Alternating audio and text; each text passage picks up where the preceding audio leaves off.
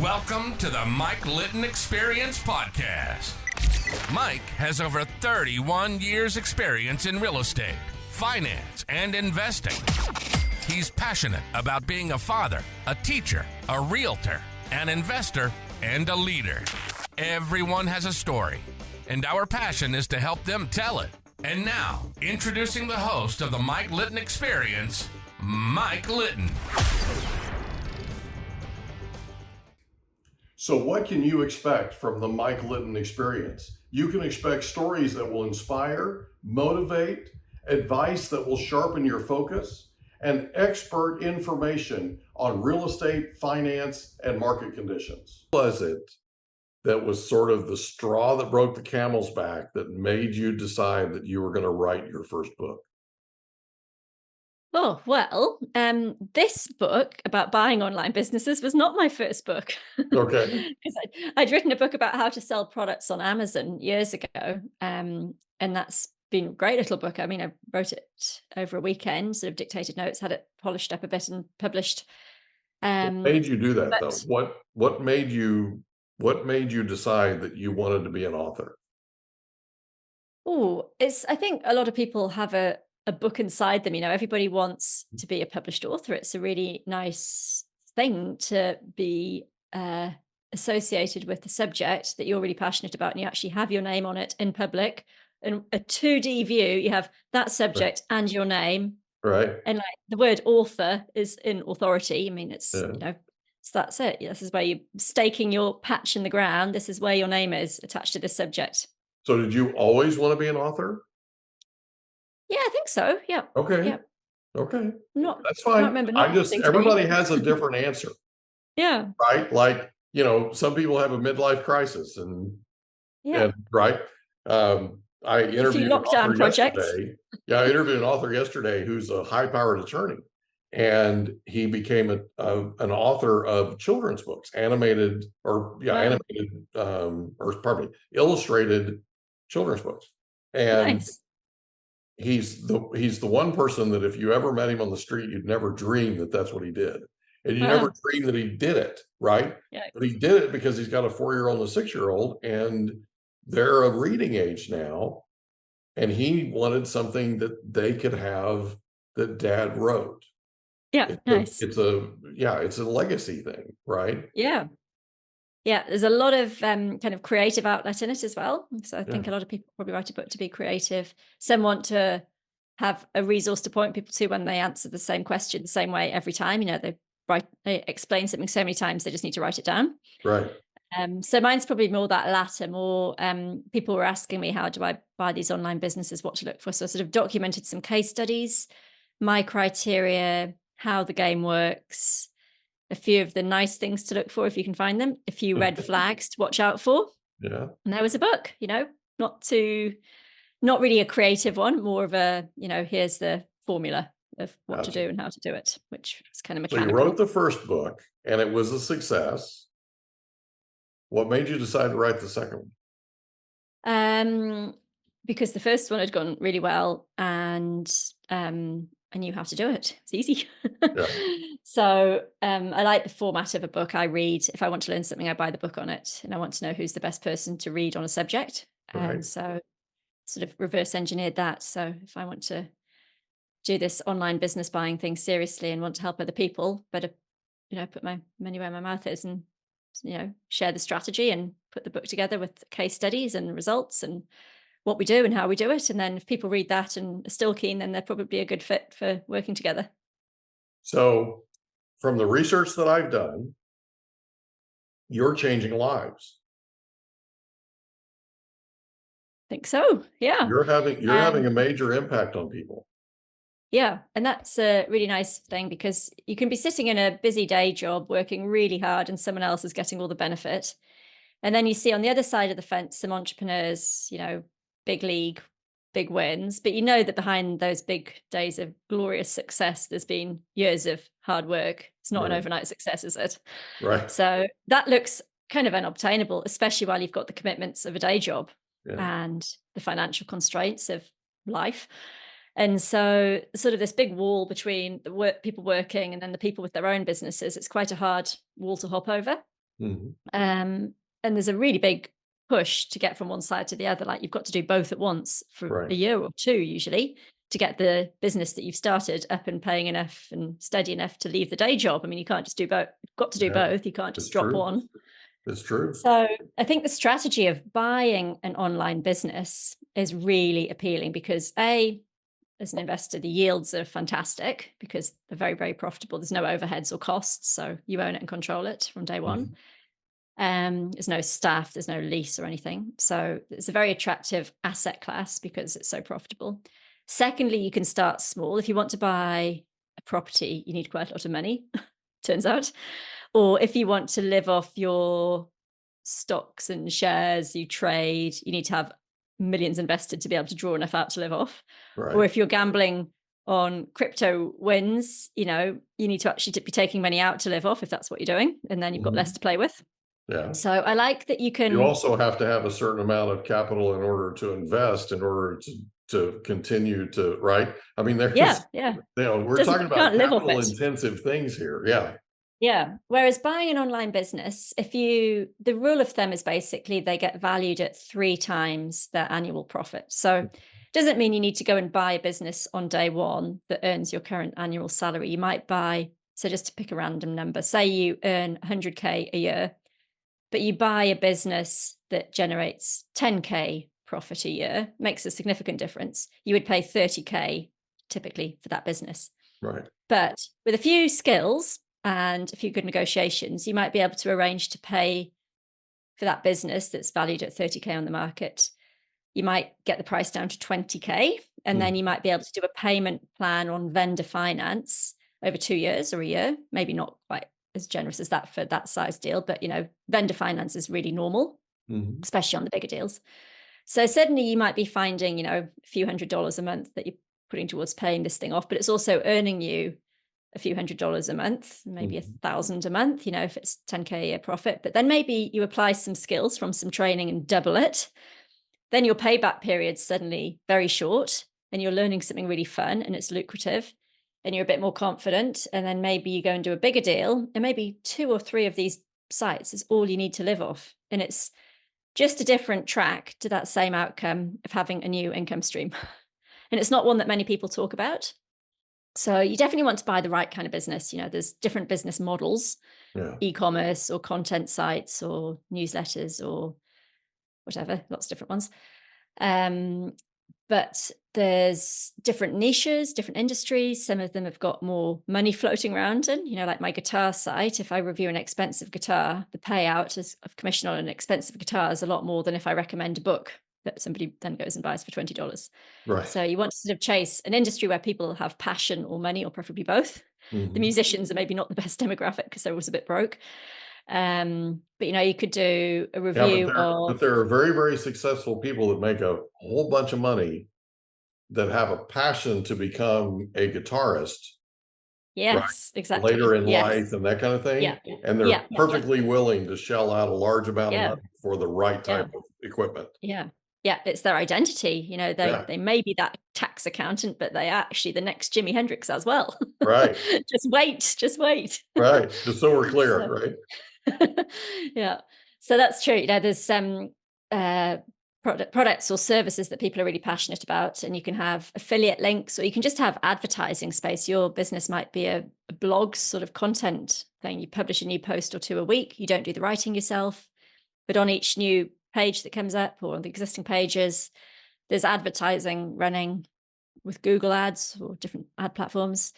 And so there's just different ways to monetize different websites. Maybe on your newsletter, you've got links and adverts, like a permanent sponsor banner at the top, or Mhm. some links in there that recommend a conference and you get some commission on the tickets, or you recommend, I don't know, a course or a coach in that space and you get a bit of commission from that. So you declare the commission. It's not sneaky, but Yeah, there's adverts running, there's recommendations, you're providing useful information for that subject. So I really, really love being online. And there's far less stress, I think, for me anyway, than with physical products, having right. purely online digital products. It could be that there's courses and education stuff. Maybe there's an ebook they download. or a checklist. There's a business just sold that I couldn't buy because you had to be Australian to buy it, but it was reviewing ways to travel around Tasmania. So a travel blog site, very nice. If you have a travel blog site, all your travel is therefore tax deductible expense, which is nice. So it was reviewing itineraries and sort of day trip ideas for traveling around Tasmania in Australia, and with various links to this kayaking experience, and this hotel's lovely or whatever. So there were commissions off all of those. But the site actually made most of its money. You can pay $99 and download our perfect 3-day itinerary. It had like all the phone numbers and maps, and this is the travel time from A to B, and make sure you get Bob as your guide when you climb this mountain, or like just tips and a little itinerary and checklist, and just put the whole package together for you. It was like $99 or something, and they made a fortune. This thing was a brilliant business. It sold for $100K. Wow. And it was like they'd only created that little checklist itinerary once, and people were downloading it every single day. Wow. So these are cool businesses. It sounds like, if I'm understanding this correctly, you started out with the FBA business, and you weren't manufacturing them yourself. You had somebody manufacturing them for you, right? And sending them to Amazon, and then you were selling them on Amazon.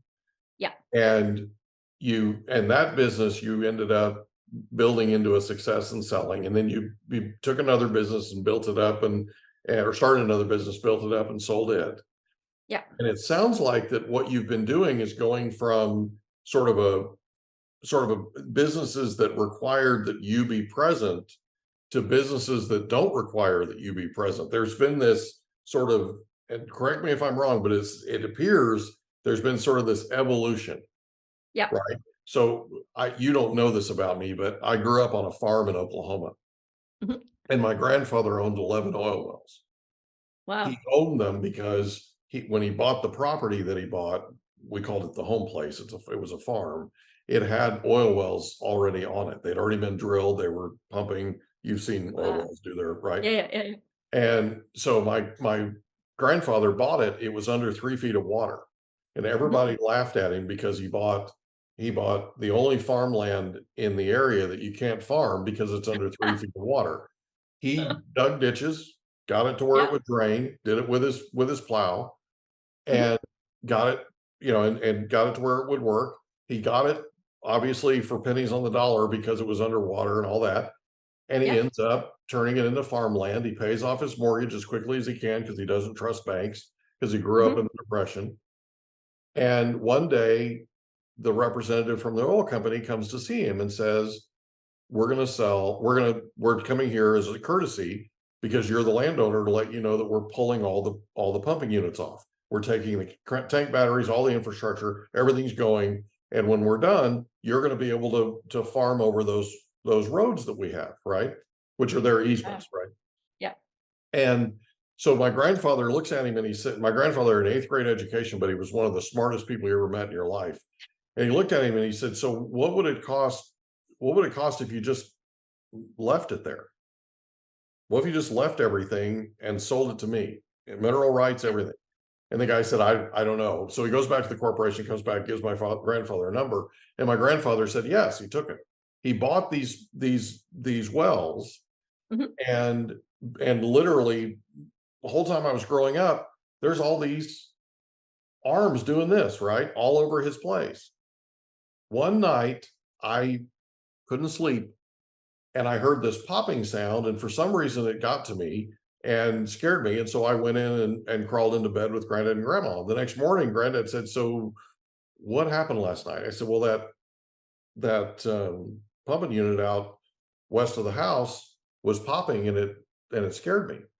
And I said, how do you sleep at night with that thing popping all night? He said, let's put it to you this way. If that thing's not popping, Granddad's not sleeping. And what I learned at 5 years old was my grandfather made money while he was sleeping. He made money while he was out at the livestock auction. He made money while he was doing other things. It was the ultimate leverage, right? Yeah. It sounds similar to what you're doing, in that you're over this evolution, you've gotten to a point to where you've learned how to invest in businesses that make you money while you're sleeping. Exactly. Yeah. You want to detach that hours from dollars thing, Right. decouple them as soon as you can in life, but not everybody gets an oil field. That'd be nice.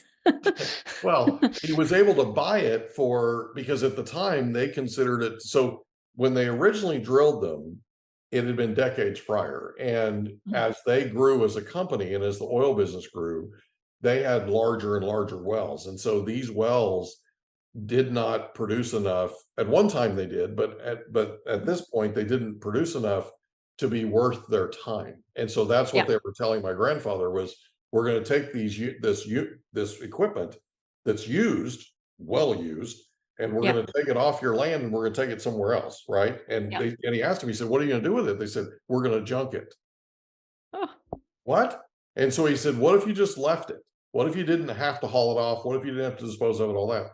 And so he ends up getting it for pennies on the dollar because they considered them stripper wells. That was their yeah. classification. So it was almost junk to them, right? Yeah. And so granddad bought it and literally became a millionaire several times over from owning that asset. But it Fantastic. sounds like to me that that's an asset similar to what you have, for lack of a better term, evolved into buying, and you're teaching people how to own so that they can generate cash flow. Yeah. Well, the big platforms like the Amazons and so on, Google, make Mhm. all their money by having all the customers in one place, and we can tap into that flow of customers. So they bring the customers to your product on their doorstep. So Right. brilliant service that's possible now. That wouldn't have been possible a generation ago. So the world's just opened up, and then people are so passionate about different subjects or niches or hobbies or whatever that you can get really targeted with what your offer is and find your people. So that's just all changed in the last few years, being able to sell online to your ideal customer wherever they are in the world and on a trusted platform like an Amazon or something that gets to the top of Google is trusted by the reader because Google does such a good job of filtering out the junk and Yeah. making sure that what the reader reads is relevant and useful to them. And then you've got the advertising revenue. So the person I do coaching with, James Schramko, his message has always been about own the race course. So he had a program, own the race course. So, you can always turn up and play with the horses or be the gambler, but the house always wins, own the race Yeah. course. And if you control that flow and you're clipping the ticket on all the transactions, then you don't need to do a lot of the other stuff. You don't need to train the race horses or be up being a jockey or, running the bets and winning some, losing some. You're just always on, and you don't Yeah. need to be there. And that's You the don't even need to go brilliant to your part of race course. Yeah, that's the brilliant part of this. You're taking what used to be elbow grease, right? And you've basically evolved into buying assets, for lack of a better term, right? That just generate money for you, and they work while you're coaching or you're writing books or taking care of the kids, whatever, right? Yeah, exactly. Yeah. Yeah, And it's good that's for children to see what I do. I mean, they see all the moving parts in the business and kind of it's intuitive and normal to them, but they're very lucky because they've got their mum doing this all day, every day. yeah, And so they'll grow up thinking, oh, I can have an online business or I could start a business or I could buy a business. Whereas some people haven't had that opportunity and they might be listening to this today going, oh, know about property and never thought about buying an online business. This is right, totally different, but there's a bit to learn. I'm not saying it's 3 seconds and you're done. It's obviously some terminology, some process to follow to get a good deal and places to look and what not to do. But it's very learnable, and it's very lucrative. And it might not be the only thing you do, but in terms of diversifying, it's a pretty high upside for Mhm. I think it's a low risk because you buy an existing one that's up and running and working and been around for a few years. So you can assess the quality of what you're buying. You can see its track record. You can structure the payments so you're not paying all up front. You're learning something really interesting. It's actually really fun to do this. You could buy something that's to do with a passion of yours. I've got a student who's just bought a pickleball blog site and he's mad about pickleball. And now everything pickleball related is part of his business. So off he goes. Hey, I've got a friend in Florida that I call the queen of pickleball. I think she's been playing now for 20 years.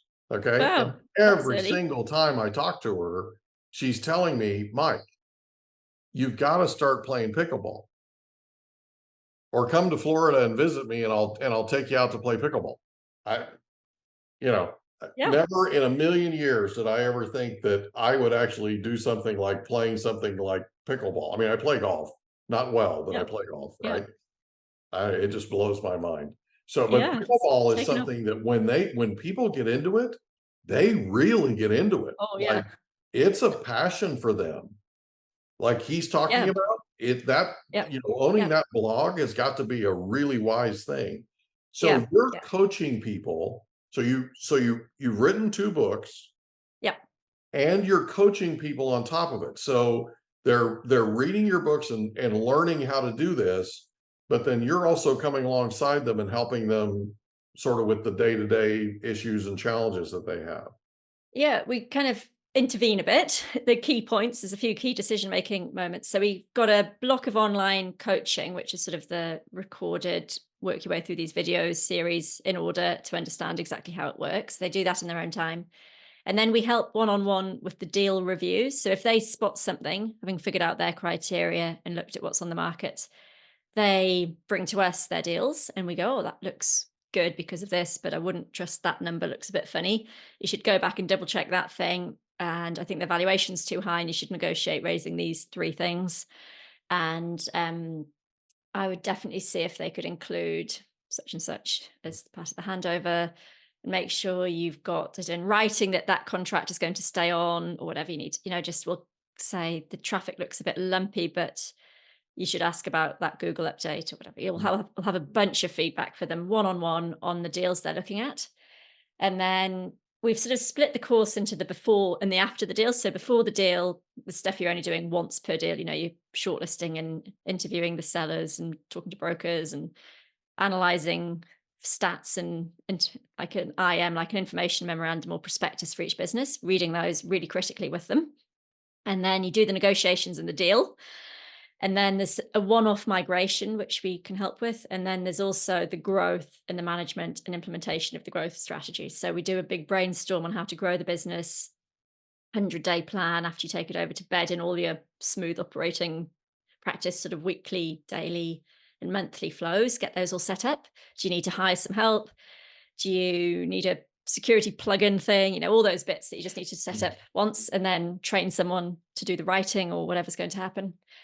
And then they might go and do another deal as soon as that first one's sorted. So we've got lovely people in this community. They're really smart, wanting to do something different. They're all quite new to it. Nobody's sort of come in already quite experienced for catering to people new to this and helping them take it seriously, but even though they might start small. And it's just an asset class that I think's overlooked. It's so good. I love it. Yeah. It's very flexible by subject, by size, by business model, risk and reward. You can sort of go right up or down on any of those criteria. And you can be really hands-on yourself and blog on the pickleball sidelines, or you could hire an agency to document whatever's happening in some other field and they write about it once a week, and you might not be that into it, but it makes money. That's fine too. So you can be very active or very passive. Never zero effort. You've got to stay on top of some trends. And we do a live weekly call with everyone just to check in, keep everything current and say, oh, this Google update's just happened. It means X, or you should all go off and do Y. Or last year we told you this is a great security plugin. Now we actually think this one's better. So this is what we're using. Recommend you switch, or, just keep you up to date. So you don't have to scan all the tech side of the world, because that's quite a big world. But yeah, I don't see myself as a techie person at all. I've just bought an asset class as an investor that is very profitable and has very low overheads, very high upside. They're often quite easy to grow. So a bit like property, you could buy and renovate and hold. You could buy, renovate and flip. Right. You could do roll-ups. You could buy 5 related blogs and swoop them all together. You could, you could build from scratch like a builder and developer, but I don't do that with websites. I buy existing ones. Right. So and there's a few platforms I like and a few I don't. So here's a question for you. So the very first FBA business that you started, you sold it for $1 million to an investor in Salt Lake City. How long ago was that? 2015. I sold that. How's that business doing today? still going really well. And the tea business I sold is still going really well as well. That I sold that the year after. It was a bit smaller a deal, but he grew it more after I sold it. So you just Did need you to create coach them these on it, quality or things. did you coach them on it, or was it something they did on their own? No, I sold it before I'd sort of really maxed it out myself. So I Mhm. was actually going through a divorce at the time, and I needed cash to square things up Mhm. and be free, and sort of getting into another mortgage on my own. So I sold that one when it was about 18 months old, and it had a really strong start, but the guy Mhm. just kept doing more of what I'd been doing. And they were based in New York, two guys who really liked the brand, and they just kept going. And they still get in touch if I got anything else I could sell them. So So here's a that was a good question for one. you. That first one that you Mhm. sold it for $1 million cash, right? Yeah. Would you have considered doing a payment plan of some kind? I think there was a tiny percentage 12 months later if I did some consulting and kind of coached him Mhm. every week. There was a clause like that. In the end, we didn't do it. He just kept the existing products and said, I won't need that consulting. And I was quite happy not to do that extra consulting. Okay. So it was pretty much all cash up front, and the asking price reflected that. So if there's a payment plan, you're not as likely to get as good a discount as if you've got cash up front. Yeah, So if I'm selling, I want cash up front. And if I'm buying, I want a payment plan, obviously. yeah, the So reason it's I'm just a asking is negotiation. I've owned businesses that I've sold, and I actually would prefer to sell instead of selling it cash, especially considering I live in a high tax state, Yeah. right? Yeah. So I went to my accountant years ago and I said, listen, I've been offered this number for my business. How much am I going to pay in total tax? And he said 45%. Oh yeah. I mean, it was wow, right? And so I would have preferred to do something where I carried the paper Yeah. and Yeah. Yeah. they Yeah. just basically made payments to me because Yeah. the actual capital gains don't hit until you're getting that principal, right? Yeah. Yeah. And the interest is just money you make, right? Tax deduct. Yeah. Yeah. So, so anyway, the reason I was asking was I know that there are people out there that teach that you buy businesses on terms, right? Yeah. And a lot of times you'll pay extra if you're paying payments Yeah. instead of paying cash up front, that kind of thing, right? Yeah. But it's a preferable way for the seller a lot of times Yeah. to structure because I don't want to pay anybody 45% No, it's horrid. tax. I mean, No. that's just nuts. Yeah. Makes me Yeah. want to live in New Zealand, Yeah. right? Do you know what our capital gains rate is here? No. 0. We don't have Yeah. one. See? Yeah. Yeah. See? That's the kind of 2 stuff years that maternity leave. Still moved to New yeah, Zealand. yeah. So, yeah, so Yeah. it's Not everything's easy from here, but that one is a good thing. it There's a is kind of cool little thing though. for some properties of, if you're flipping properties, there's a tax that's sort of a capital gains tax by another name, but there's Yeah, nothing on selling an asset that's a business that you've grown yourself at this yeah. time of recording. Hope I don't That's jinx it. awesome. That's awesome. So, anything else you want to cover before we wrap up? No, just it's been a really fun conversation. Thank you very Oh, much for the I've opportunity enjoyed to every talk. second of it. So we're going to put a link to your book. Mhm. So is there a link online to your coaching too that we can put in your Yes. description? Yeah, we'll pop it in the show notes, but Okay. you'll find that link in the book as well. The book's for free if you download Okay. it from Mike. Okay. And the website is aspiringentrepreneurs.com. And the Perfect. course that teaches you how to buy an online business is called Freedom Navigator. Okay. So that will get you in the right place to have a closer look at what's included and involved and whether it's right for you. And if it is, I'd love to help you find and buy a cool online business that makes a So we'll nice new put income stream links for to you. that. We'll put links to that in your description. Great. And I have enjoyed every second of this. This has been incredibly informative. You are an absolute joy to talk to. And this Thank has you, been Mike. a lot of fun. I appreciate you being our guest on the Mike Litton Experience. Brilliant. Thank you so much, Mike. And it was an absolute pleasure from my side as well. Thank you. Been fun. Take care. We hope you enjoyed another episode of the Mike Litton Experience. If you did, do us a favor, smash that subscribe button, tell your friends, family, and coworkers about our program, and wherever you get your podcasts, please leave us a rating. It helps us to connect with quality people just like you. And that's a wrap. Another episode of the Mike Litton Experience in the books. Reach out to Mike on Instagram at Litton Realty. Want to meet with Mike? Check out Calendly.com/Rio760.